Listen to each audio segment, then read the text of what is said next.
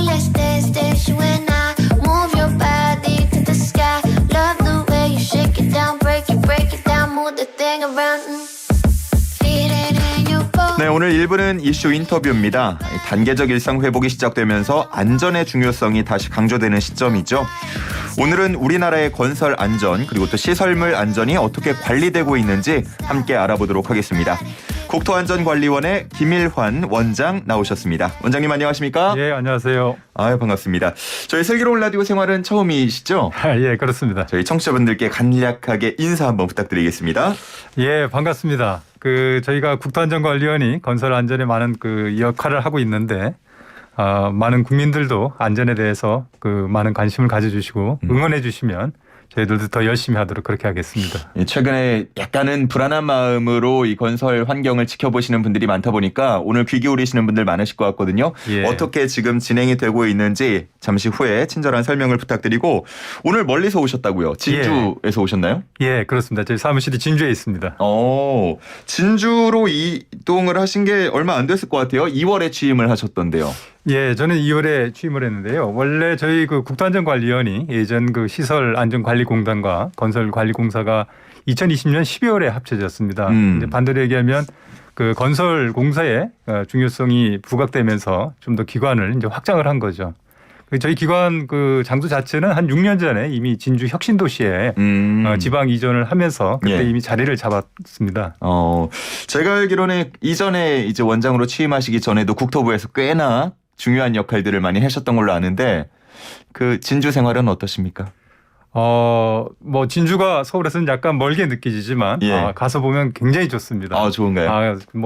주변 분들한테 진주를 많이 좀 추천드리고 싶은 그런 곳입니다. 그렇군요. 이 국토안전관리원 안전을 관리하는다는 이름을 갖고 있는데 저는 2020년 12월에 신설이 됐다라고 하는 걸 보고 아니 그러면 그전에는 없었나? 이런 역할을 하는 기관이? 라는 생각이 들더라고요. 그건 아니고요. 원래 94년도 이게 1994년이죠. 그때 이제 성수대 붕괴 사고 그리고 이제 삼풍백화점 붕괴 사고 해서 건설 시설 안전에 대한 이슈가 크게 문제가 부각됐었습니다. 예. 이제 그때 시설안전관리공단이 창설이 됐었고요. 예. 그다음에 이제 건설공사의 감리를 하겠다고 해서 건설관리공사도 마찬가지로 기관이 창설이 됐었습니다. 그래서 두 기관의 역사가 한 30년 됩니다.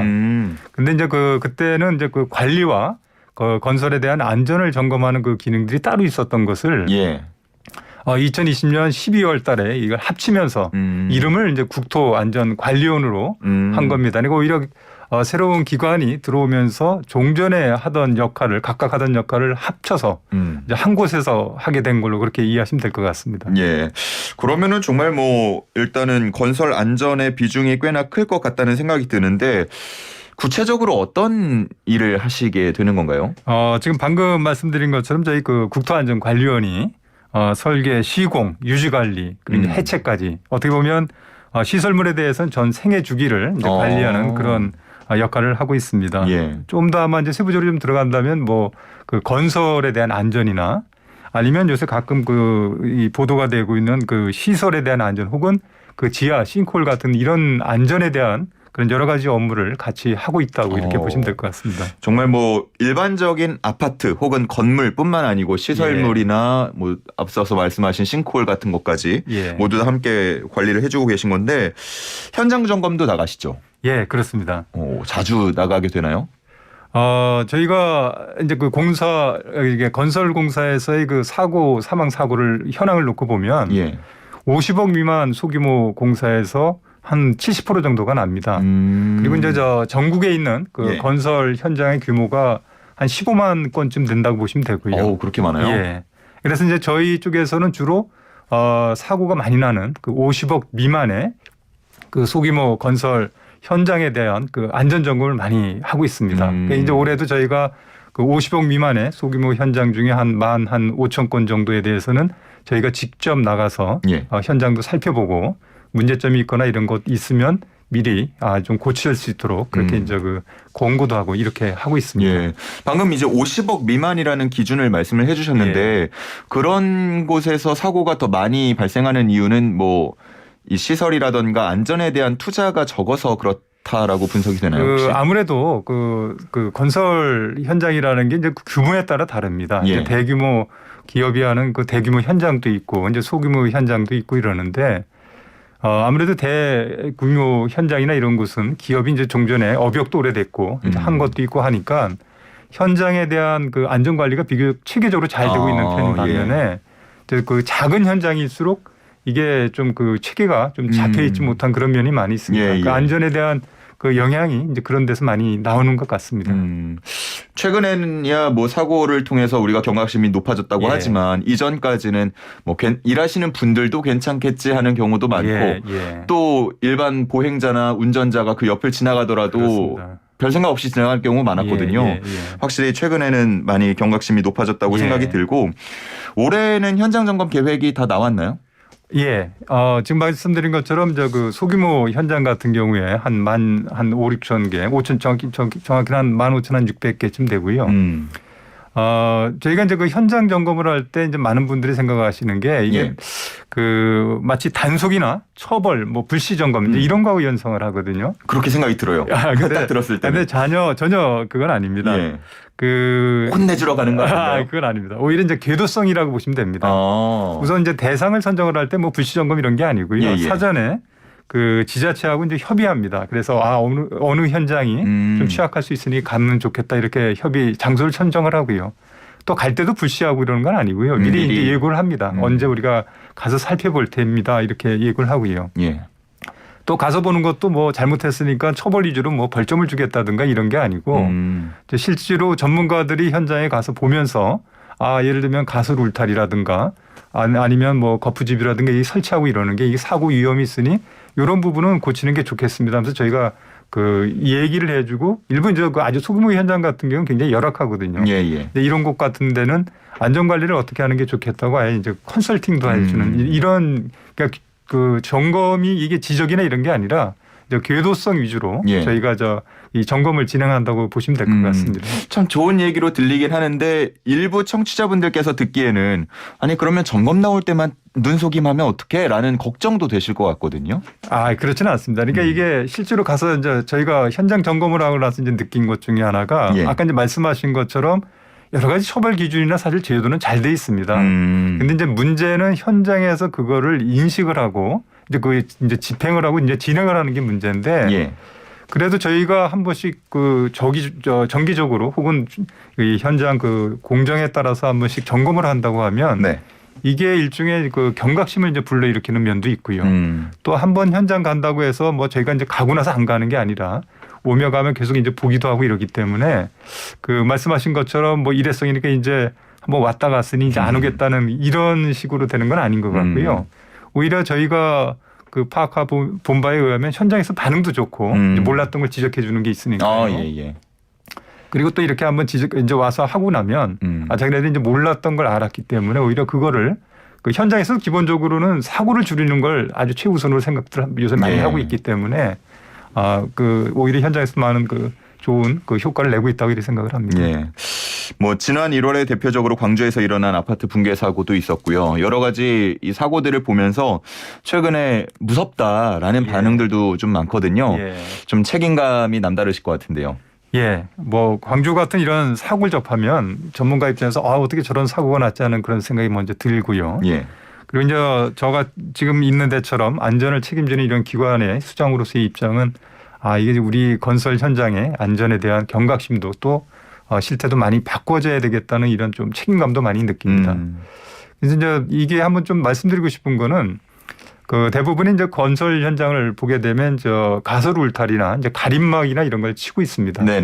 이제 밖에 있는 분들은 저 안에서 잘 하겠지 하고 그냥 넘어가는 경우가 있는데 그게 아니라 오히려 그 안에서도 이게 가면서 보았을 때 안전 관리가 좀 미흡하다든가 이렇게 되면 그거를 별도로 이렇게 이제 신고할 수 있는 절차는 규정들이 다 있습니다. 근데 이렇게 좀 적극 참여해 주시면 오히려 그거를 그 문제가 되는 부분을 저희가 이제 지적해서 혹은 그걸 이제 고칠 수 있도록 하고 있기 때문에 그 지나가시는 그 국민 여러분들도 이건 뭐 남의 일이라고 생각하시는 것보다는 이건 내 일일 수 있다고 좀 이렇게 관심을 가져주시는 게 오히려 그 건설 현장의 안전이나 사회 안전을 도모하는 데 훨씬 더 도움이 된다고 이렇게 생각을 합니다. 그러면 공사 현장을 지나다가 뭔가 미비해 보이거나 아니면 이건 좀 불편하다, 통행에 불편하다, 혹은 안전에 우려가 있다 싶으면 어떻게 뭐 신고라고 제보라고 해야 될까요? 이제 인터넷이나 이제 뭐 요즘 핸드폰 많이 보니까요. 예. 거기 이제 그 기능에 아차 신고 치시면 예. 이게 어느 현장에 어떤 부위가 문제가 될 수 있습니다 하고 올릴 수 있는 그런 그 시스템이 있습니다. 뭐라고 검색을 하면 돼요? 아차 신고 제도라고요. 아차 신고요? 예, 아차 신고. 아차 신고. 예. 네. 이제 그걸 올리게 되시면 해당되는 그 지자체나 아니면 이제 그 관할 그 관계된 데서 직접 그 현장에 이런 게 신고가 들어왔는데 이걸 고치라고 이제 거꾸로 이렇게 내려가는 제도가 있기 때문에 아마 국민들도 관심 있는 분들은 뭐 적극 참여할 수 있는 길은 얼마든지 열려 있다고 말씀드릴 수 있을 것 같습니다.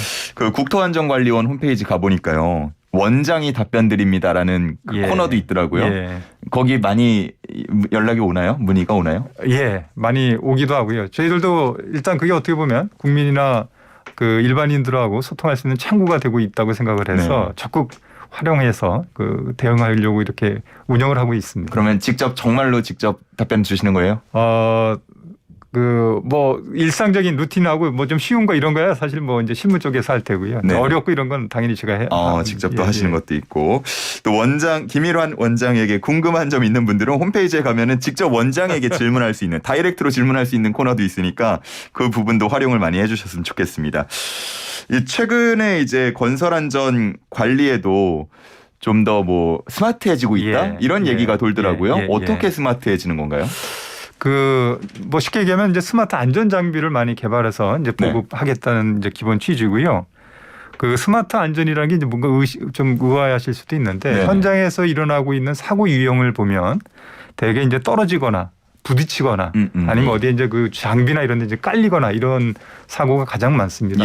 이게 이제 스마트 안전 장비라는 거는 이제 이런 사고를 막기 위해서 예고를 할 수 있는 이제 기계 같은 거를 이제 설치를 해서 미리 이제 얘기를 하는 거죠. 좀 더 쉽게 말씀드리면 예를 들면 고성능 촬영이나 이걸 통해서 이제 위험 요인을 감지해서 미리 알려주는 CCTV 같은 게 요새 그런 기능들을 많이 하고 있고요. 그다음에 이제 흙막이나 비계 같은 것들이 이제 기울어지거나 무너지면 문제가 됩니다. 그러니까 이게 이 전도를 미리 감지할 수 있는 센서 같은 걸 부착을 합니다. 그래서 이게 조금이라도 움직이게 되면 미리 이제 알려주게 되고요. 다음에 이 포크레인이나 이런 중 장비 같은 경우에 그 회전 반경이 있는데 이제 이 무심히 지나치게 되면 그 회전 반경 안에 들어가서 생기는 사고가 많이 있습니다. 그래서 이제 그런 반경 안에 사람이 들어오게 되면 미리 이제 그걸 좀 알려주는 그러니까 그 충돌 방지 장비 같은 이런 것도 있고요. 그래서 실제로 저희가 작년에 그 영남권에 12개 소규모 현장에 이런 그 스마트 장비를 보급을 했습니다.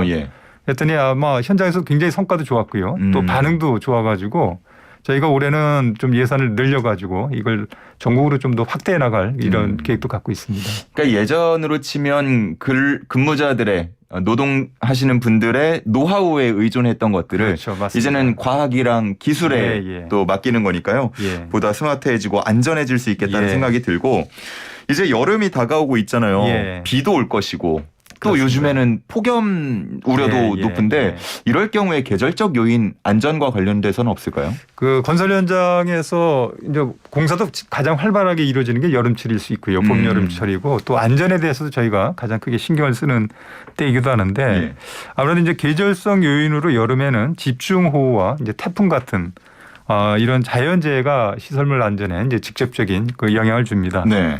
그래서 저희가 이제 그 국토교통부에서 지금 그 5월 10일부터 7월 8일까지 전국에 대해서 이제 우기 대비 건설 현장 안전 점검을 실시하는데요. 저희 이제 전국에 있는 주요 현장이 한 800여 개를 국토부에서 나름 선정을 했습니다. 그 중에 저희가 한 850여 개소 정도를 그 우기 대비 또 태풍 대비 이제 점검을 할 계획입니다.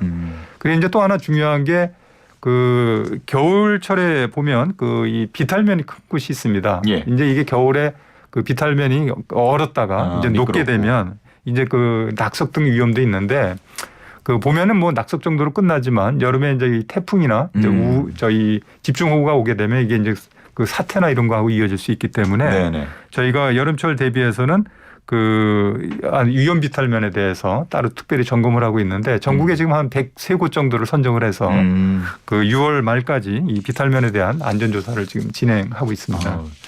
여름 휴가 못 가시겠는데요? 제일 바쁜 시즌이네요, 지금이.